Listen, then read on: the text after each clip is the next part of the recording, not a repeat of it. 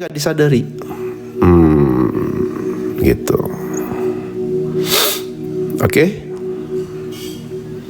Jadi kita ini kenapa bisa dibilang dijuluki sebagai ciptaan Tuhan paling sempurna. Nah, apa sih itu intuisi? Intuisi adalah kemampuan untuk memahami sesuatu secara instan atau spontan. Jadi dia tuh spontan tuh, tanpa perlu penalaran logis yang sadar, dan ini sering disebut sebagai suara hati atau firasat. Intuisi sebenarnya terdiri dari berbagai lapisan yang mempengaruhi cara kita berinteraksi dengan diri sendiri, orang lain, dan dunia luar.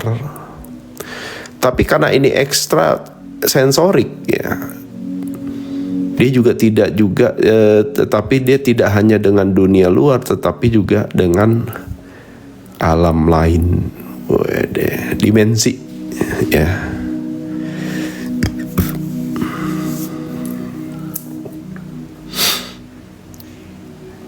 Jadi intuisi itu kemampuan memahami, ya, dan sifatnya adalah spontan tuh.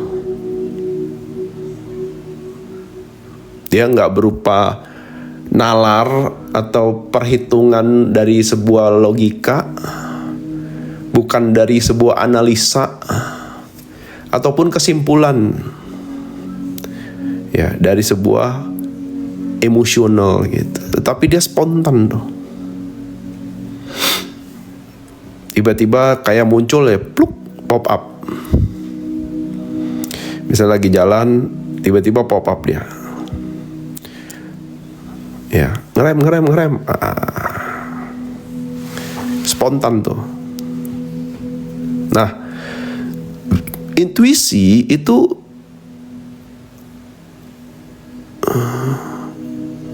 dibagi beberapa kelompok, ya. Ada intuisi yang fisik dan metafisika, dan kelompok ini melibatkan sensasi tubuh dan persepsi yang melampaui panca indera fisik standar. Jadi ada yang intuisi dari ranah fisik, menggunakan sensorik di tubuh, ya, tapi melampaui 5 indera standar itu. 5 indera, tahu ya 5 indera ya? Apa aja 5 indera, guys? Coba diketik.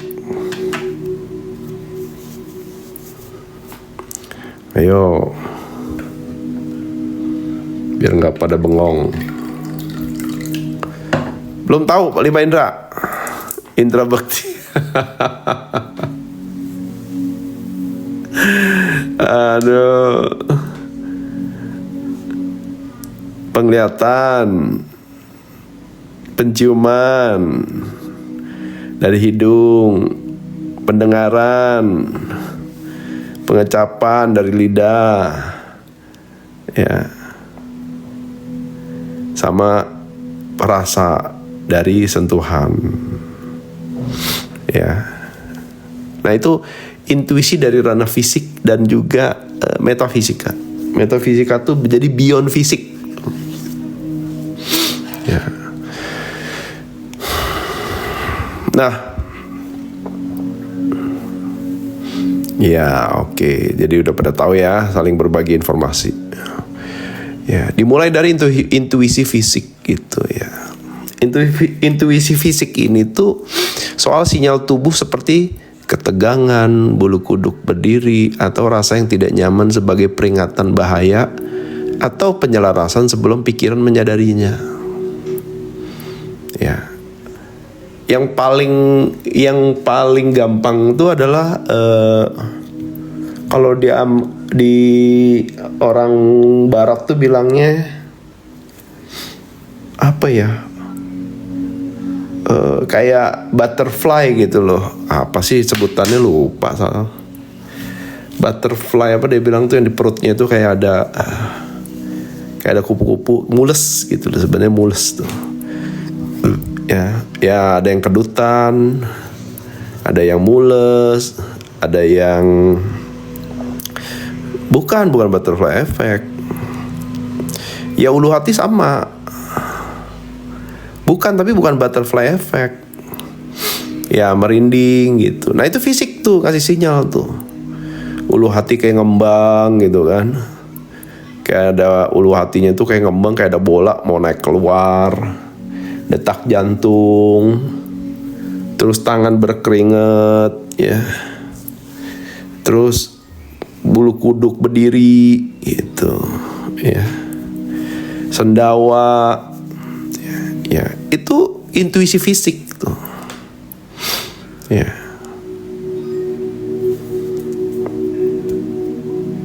Meriang gitu kan. Bisa juga tuh kayak apa namanya tuh, benturan energi tuh. Ya. Nah itu harus disadari. Itu adalah bentuk intuisi fisik. Ngasih sinyal sebelum pikiran menyadarinya tuh. Pikiran kan butuh 5 indera. Ya kan, dia nggak ngeliat, nggak ada, aman-aman aja gitu. Dia nggak mendengar, dia nggak mencium gitu. Tapi intuisi fisikmu itu memberi sinyal. Ini nggak nyaman, hati-hati, ya. Perhatikan gitu, eling gitu. Itu ngasih sinyal tuh tubuh tuh, menarik. Intuisi fisik itu. Nah semakin intuisi fisik ini semakin disadari, semakin diberi atensi atau perhatian, fokus, maka makin lama makin tajam. Ya. Di saat makin tajam itu, itulah cara tubuh berkomunikasi dengan dirimu. Karena dari bagian dirimu yang paling jujur hanya si tubuh. Gitu. Ya, hanya si tubuh.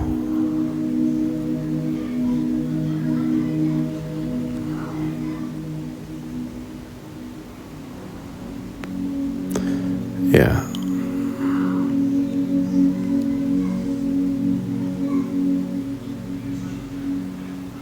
Jadi coba deh teman-teman, bentar apa namanya tuh di itu apa namanya tuh, coba diinget-inget. Bergetar ya termasuk. Ya. Ini di luar nafsu ya guys ya. Ya, nafsu makan, nah itu juga bergetar kan, tapi kan di luar itu gitu loh.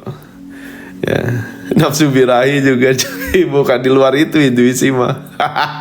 Itu insting namanya. Ya, itu insting. Lapar. Ya, terus dia apa tuh, selain lapar dia itu misalnya nafsu birahinya naik ya. Itu insting tuh. Animal itu. Ya, animal.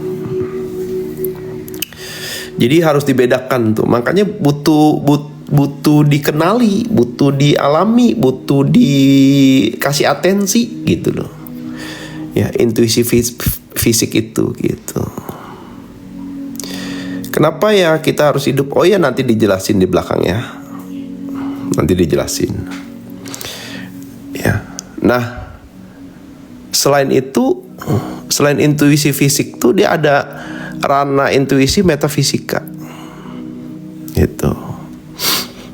Bayu, Rahayu. Ya. Dimulai dari yang namanya clairs. Clairs tuh bentuk-bentuk intuisi tuh. Clair cogni, ini bacanya gimana sih?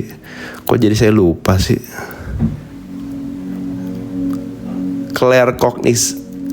Claircognience ini sebenarnya ya. Yaitu pengetahuan yang tiba-tiba sulit dijelaskan, tapi dia bisa nangkep tuh. Namun terasa sangat benar, seolah-olah ada unduhan atau download mental tuh.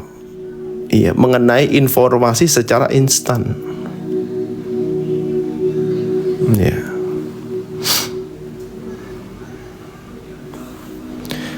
Nah mungkin saya di sini kali, mungkin ya. Saya ada ini gitu. Jadi kadang-kadang bisa tahu sesuatu. Kayak bikin materi ini kan bisa tahu.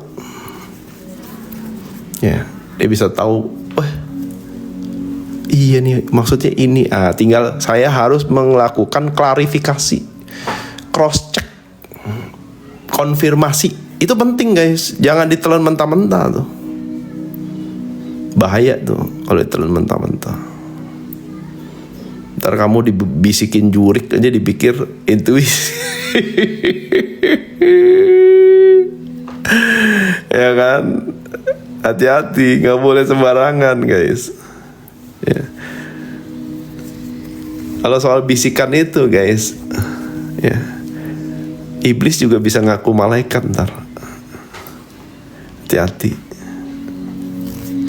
Ya, apalagi orang-orang yang clairaudience tuh, sensitivitas di pendengarannya tajam nih, clairaudience nih.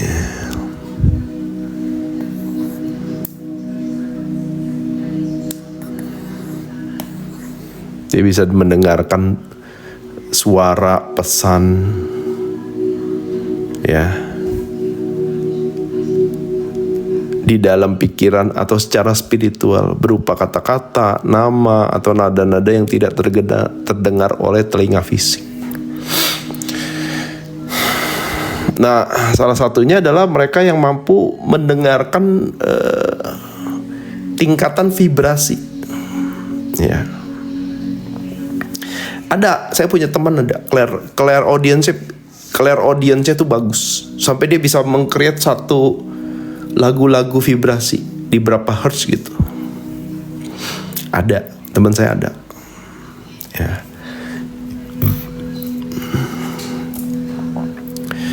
Ya, tapi semua butuh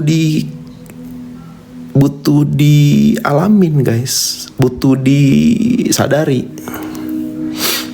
Thank you. Kalau enggak, ya dia nggak optimal. Makanya ada istilahnya itu intuisi tajam gitu. Ya, itu clairaudience, ya, lewat pendengaran.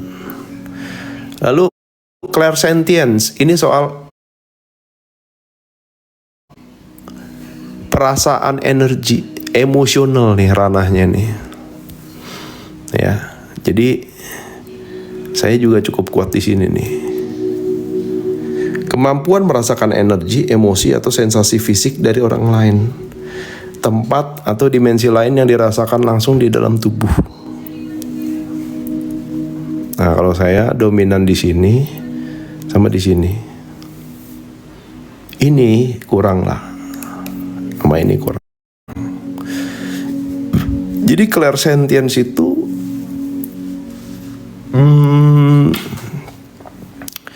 dia mampu, hidung ada, penciuman tuh ada, tapi jarang ya. Makanya nggak dibahas. Jadi clairsentience itu dia bisa mendeteksi emosional seseorang dan juga perasaan seseorang hanya dengan ketemu di satu medan energi yang sama. Contohnya begini guys. Contohnya gini. Mana ada gambarnya nggak ya? Coba. Nah, kayak gini nih, ya. Anggap ini orang berbeda ya. Ini anggap orang berbeda. Misalnya ini dia clairsentience. Ini orang biasa. Nah, pada saat dia ketemu medan energi ini, ketemu di tengah, ini ngasih data nih. Gitu. Clairsentience tuh di situ. Pada saat ada pertemuan medan energi ini, nah ini ngasih data ke dia. Makanya dia bisa tahu. Ya. Lalu yang berikutnya adalah soal clairvoyance. Ya. Clairvoyance itu soal visual, penglihatan mental. yaitu melihat gambaran mental yang jelas, baik itu simbol, penglihatan secara spontan, yang memberikan wawasan di luar jangkauan penglihatan normal. Nah, ini clairvoyance nih. Jadi dia tidak menggunakan mata fisik, guys. Ya, tapi ini kepekaan mata batin. Nah, bentuknya adalah visual.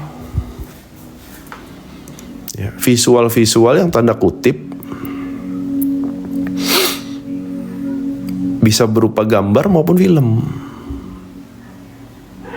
Gitu. Nah, kalau menurut saya baik ini, dan ini, dia butuh connect sama ini nih.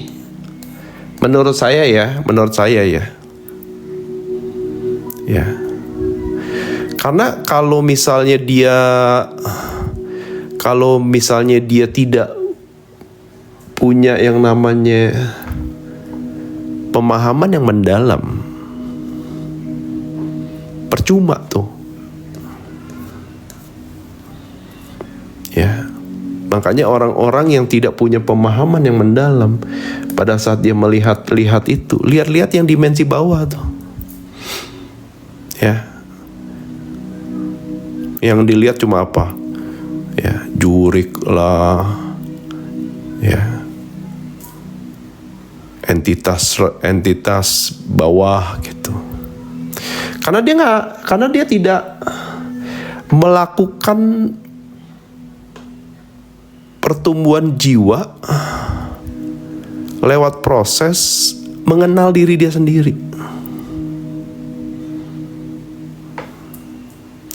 Jadi yang terjadi adalah ini dianggap sebagai kutukan kalau level kesadarannya nggak bertumbuh. Gitu.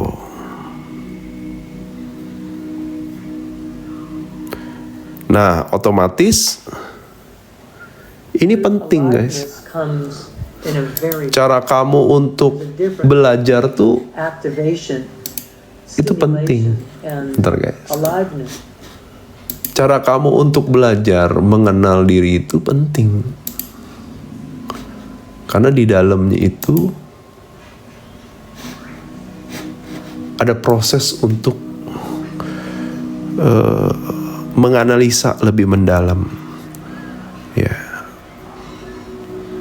informasi-informasi yang ditangkap dari intuisi perangkat sensorik yang lain.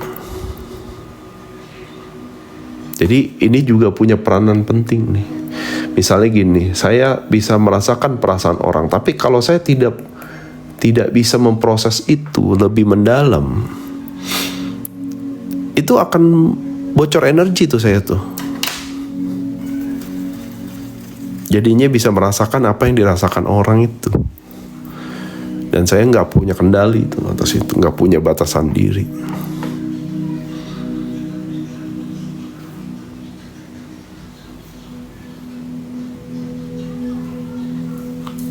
Nah, itu beberapa ya dari fisik dan metafisiknya. Nah, dari intuisi psikologis dan praktisnya, ya, kelompok ini melibatkan sensasi tubuh dan persepsi yang melampaui panca indera fisik standar. Oh, sama ya. Oke. Nah, yang pertama adalah intuisi emosional nih, kemampuan merasakan perasaan orang lain secara mendalam atau memahami emosi diri sendiri tanpa analisis logis, dan ini akan membantu dalam menetapkan batasan dan reaksi sosial. Ya, ini sensitivitas soal emosional kamu, batasan diri kamu, khususnya di ranah emosional. Ya. Kalau merasa nggak betah, ya apakah bisa dibilang intuisi? Ya, itu intuisi.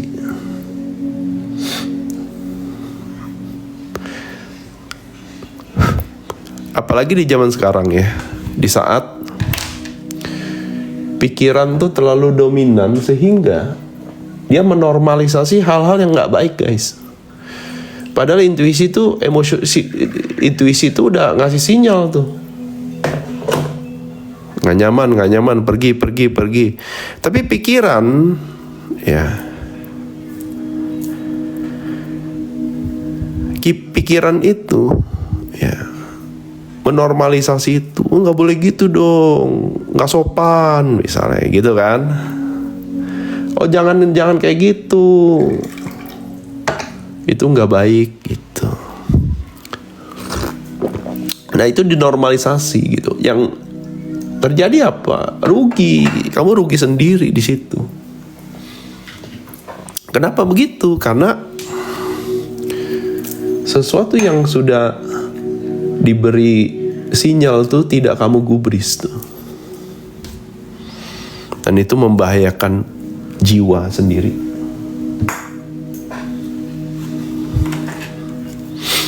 Ya. Jadi apalagi bagi teman-teman yang sekarang nih baru belajar, lalu baru dalam proses healing, terus dihadirkan orang-orang tuh yang misalnya curhat, misalnya bertanya. Nah itu harus sensitif tuh, harus eling tuh, sehingga kamu nggak bocor di situ energinya. Karena kalau nggak, yang terjadi ya kamu hanya jadi tukang sampah aja, nampungin sampahnya orang. Ya, itu intuisi emosionalnya tuh. Lalu yang berikut ada intuisi kognitif. Ya, intuisi itu spontan. Jadi kejernihan mental instan yang muncul tanpa pemikiran sadar sangat berguna dalam pemecahan masalah dengan cepat, pengambilan keputusan dan pengenalan pola.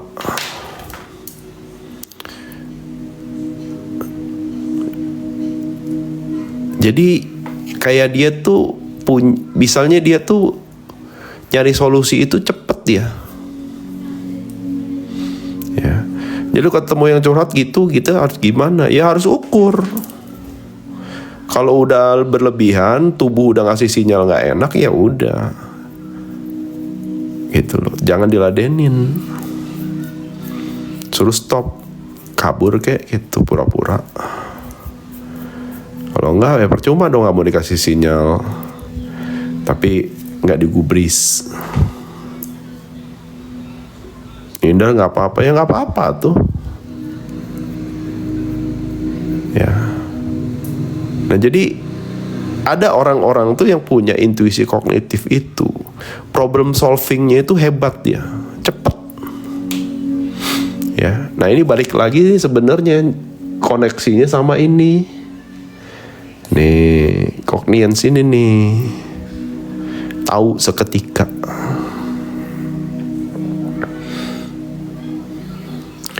Jadi kalau soal yang namanya itu problem solving itu cepet ya. Kayak dulu film-film, inget gak film MacGyver?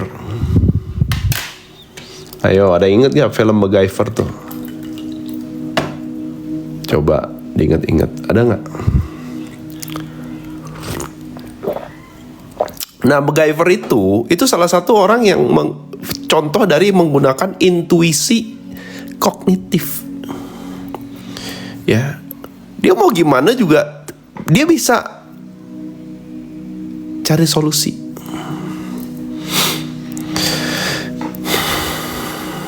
Ya, itu orang-orang yang punya intuisi kognitif. Problem solvingnya itu hebat ya.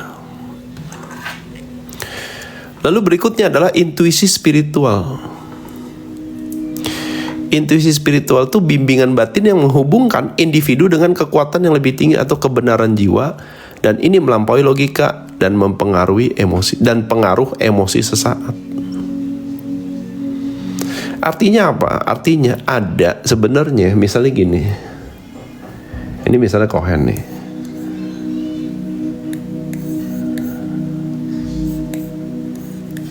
Ya.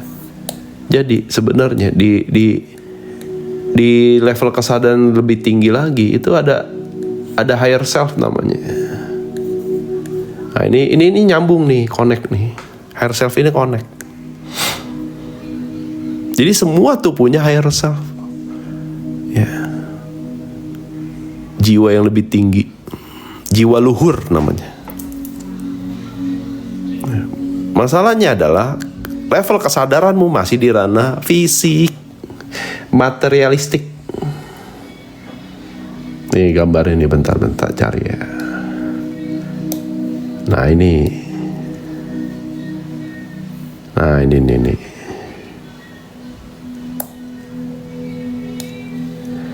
Ya, ini kan manusia nih. Ya. Ada yang level kesadaran di tubuh material, ada level kesadaran di tubuh spiritual. Nah, higher self itu tuh yang sebenarnya begini nih. Gitu. Jadi level kesadaran yang lebih tinggi, jiwa luhur. Nah, tubuh spiritual ini manusia yang berspiritual itu dia bisa connect ke dimensi yang lebih tinggi. Dimensi cahaya namanya. Ya, ini semesta dan beserta isinya. Ya, ini kecerdasan ilahiyah. Sang pencipta masih di atas. Nah, kita aja kadang-kadang di sini aja naik turun gitu loh.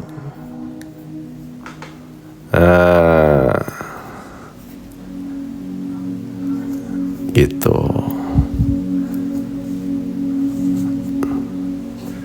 Nah, intuisi itu ngapain? Intuisi itu sebenarnya adalah petunjuk untuk kamu untuk evolusi pertumbuhan jiwa kamu. Jadi dari sini naik terus dia. Harusnya begitu.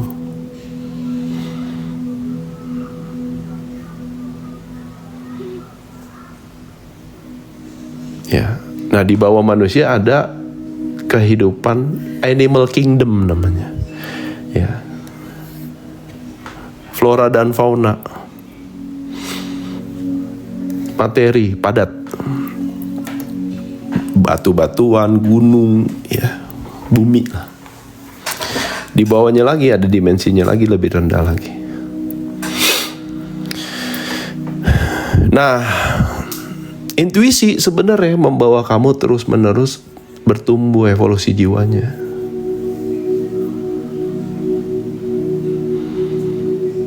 Tapi kebanyakan orang kejebak di materialistik duniawi. Inilah nanti pada saat dia reinkarnasi kemungkinan turun jadi binatang, turun jadi tumbuh-tumbuhan, turun jadi, kalau level kesadarannya kejebak di ranah duniawi tok. Ini nyambung nih sama pembahasan kita soal karma nih. Ya, sok dipilih gitu loh. Intuisi cuma satu untuk jiwamu bertumbuh. Intuisi. Tapi kalau misalnya yang lain itu namanya firasat, insting namanya. Contoh, kalau dia level kesadarannya masih di urusan material, ya kan ngejar perolehan kan. Nah, untuk ngejar perolehan itu dia harus menggunakan insting. Untuk makan harus menggunakan insting karena dekat sama binatang.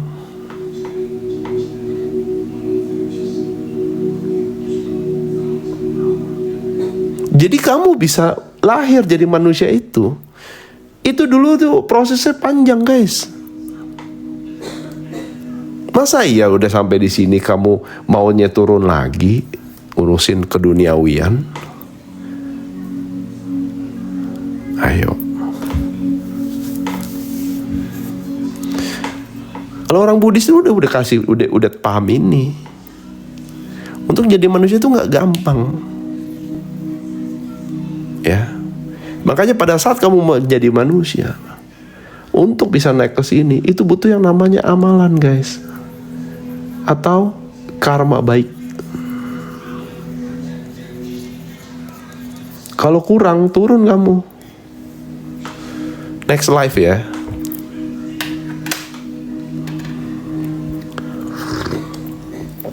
Makanya kalau orang benar-benar orang yang belajar Buddhis tuh ya, pertama yang dipelajari hukum karma. Jadi dia nggak pernah debat, nggak pernah ribut. Menurut agama ini gitu, menurut agama itu nggak pernah. Dia fokus aja sama perjalanan pertumbuhan jiwa dia sendiri. Jangan sampai turun. Karena di kitab sucinya agama Buddha itu soal bagaimana kamu menyadari kamu bisa naik dan kamu bisa turun. Hati-hati. Tinggal kamu bijak memilih. Ya.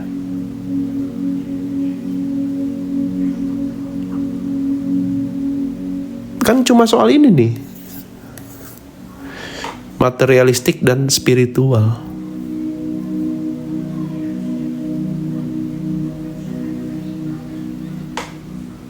Ya. Ini kamu nih. Ada ranah kesadaran lebih tinggi, ada ranah kesadaran lebih rendah.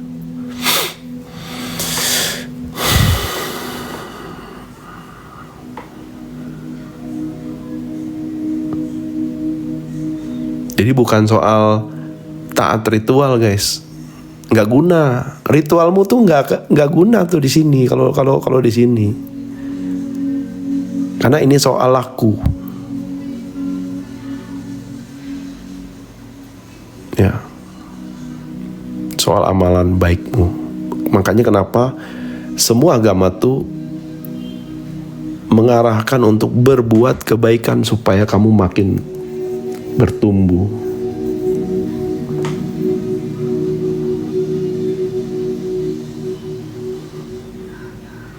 Sekarang jadi manusia berarti kehidupan sebelumnya belum tentu.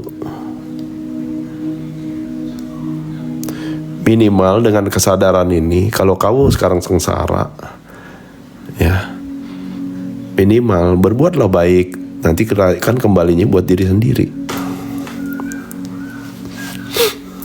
Diterima dulu.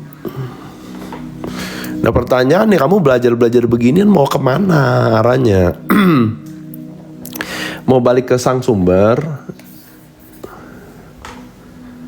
atau kamu mau kejebak di sini? Yang makin lama kemelekatan makin turun.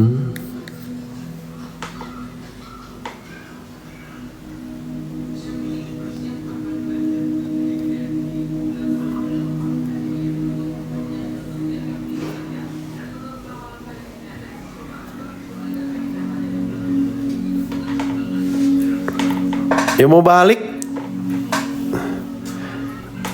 amalannya ada nggak? Kalau nggak cukup ya nggak bisa tuh.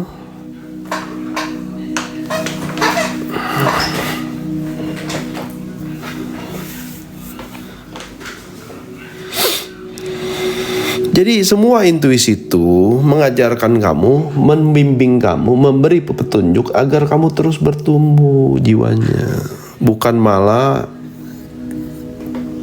turun.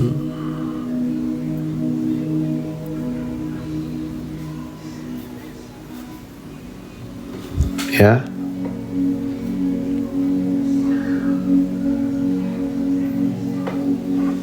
Itu intuisi spiritual. Intuisi kreatif yaitu ledakan ide atau inspirasi yang muncul secara spontan dalam proses artistik, inovatif, seringkali tanpa perencanaan dan terstruktur. Nah, orang-orang seni itu di sini nih. Penulis, musik, ya. Cipta lagu, cipta film gitu. Gambar, no. Itu intuisi kreatifnya tuh. Dan itu spontanitas, butuh ketenangan, jiwa tenang tuh.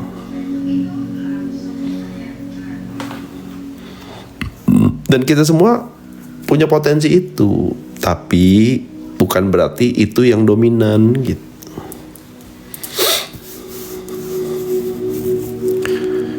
Lalu yang berikutnya adalah intuisi interpersonal. Kemampuan membaca apa yang tersirat dalam interaksi sosial, seperti memahami motif energi atau pikiran tersembunyi orang lain. Ya, ini ranahnya nih interaksi dengan orang. Ya, jago ngebaca air muka orang gitu. Ya, jago ngebaca niatnya orang gitu. Itu spontanitas. Jago membaca perilakunya orang.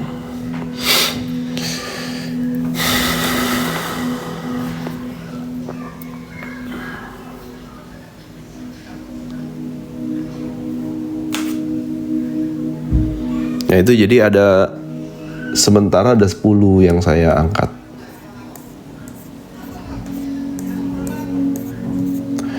Tetapi semua intuisi itu tugasnya adalah menuntun pertumbuhan jiwamu, bukan ngejar perolehan. Bukan. Ya. Nah, kalau udah tahu berarti sekarang tinggal sadari, kenali, dan pertajam. Dengan mampu memahami tipe-tipe intuisi ini memungkinkan kita untuk pertama meningkatkan kesadaran diri. Mengetahui intuisi mana sih yang paling dominan dalam diri saya. Yang secara effort itu tidak harus bekerja keras. Ya, jadi ya spontan gitu. Kamu ngalir gitu loh. Ya. Yang kedua, navigasi hidup. Menggunakan kombinasi antara logika dan intuisi untuk pengambilan keputusan yang tepat, naluriah, dan lebih holistik. Nah ini nih, ngambil keputusan untuk pertumbuhan jiwa, bukan untuk mengejar perolehan duniawi. Itu ranahnya beda tuh. Ya, perangkat yang dipakai itu berbeda.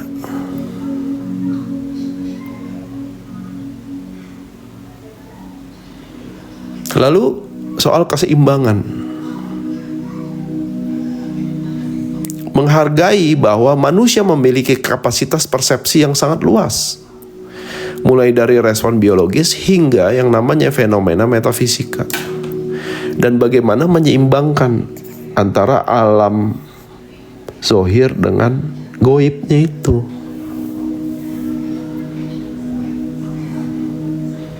Nah yolo, antara tubuh dan batin.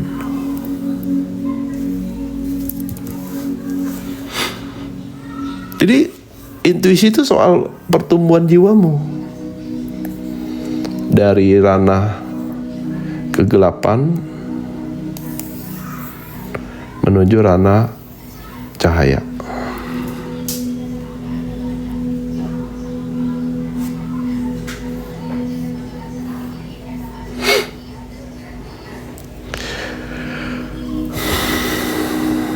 Nah sekali lagi, intuisi sebagai petunjuk bagi evolusi jiwamu. Dengan mampu mengandalkan intuisimu dan mempertajamnya, maka perjalanan spiritualmu akan berada di jalur yang benar untuk jiwamu bisa bertumbuh, bisa berevolusi, serta kembali menjadi diri dan potensinya yang sejati sesuai fitrahnya.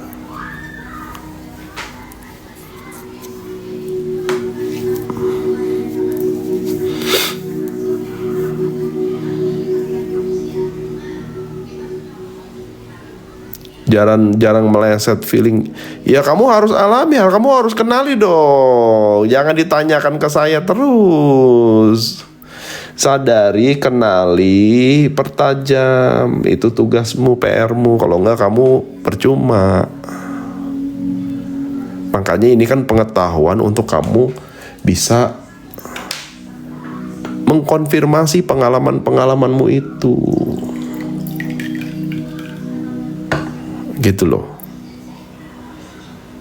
Ya.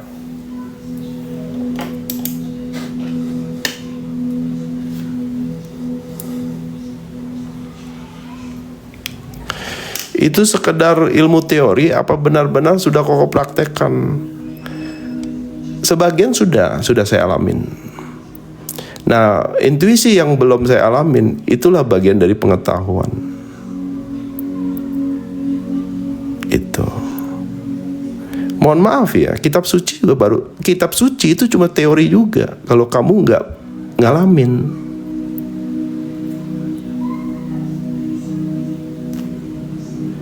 Tetapi, ya kalau melihat dari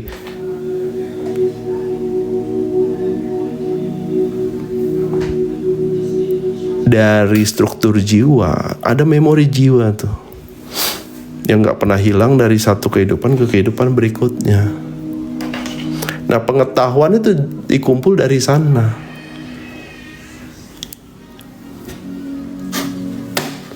Makanya kenapa kita diminta untuk mengenal diri.